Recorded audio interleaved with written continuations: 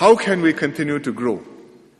The opportunities are there, but the first thing we have to understand is that the limits, the constraints, the difficulties which we may face are not things which are fixed and immutable. There are limits, there are constraints, but what we do with them depends on how well we make use of what we have and how we can create more space and more opportunities for ourselves.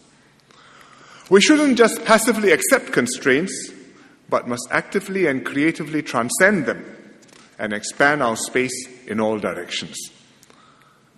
So instead of asking, is there room for more, I would turn the question around and ask instead, how can we create more space and opportunities for ourselves to do better?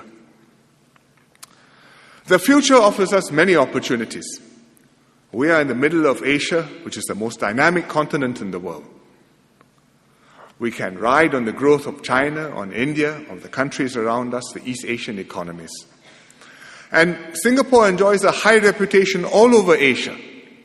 So when we go as Singaporeans, when our companies go as Singapore companies, when people visit us and come to see our city, they say, yes, this is something we have respect for, something we have regard for, something we'd like to pick up and value and learn from and make use of.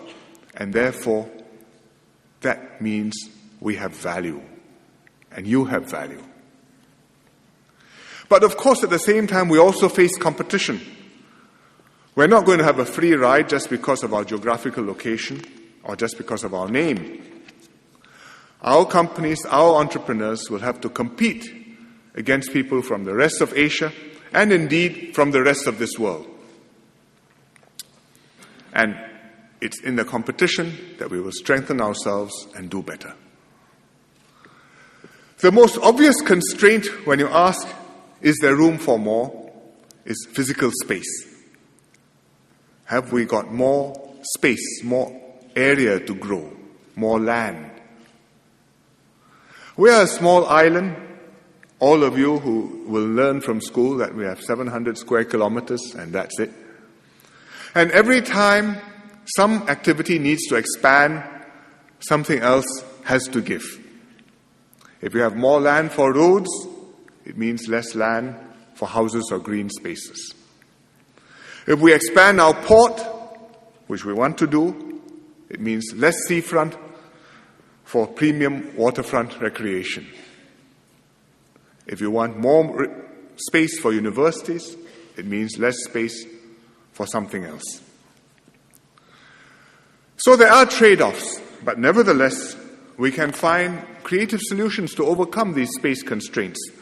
You can't make Singapore bigger beyond the international boundaries. We can reclaim land, yes, up to the boundaries, but that doesn't push the boundaries outwards. We can intensify our land use, build higher, we can go deeper, have underground space. We can redevelop our land, replace less productive activities by more productive ones.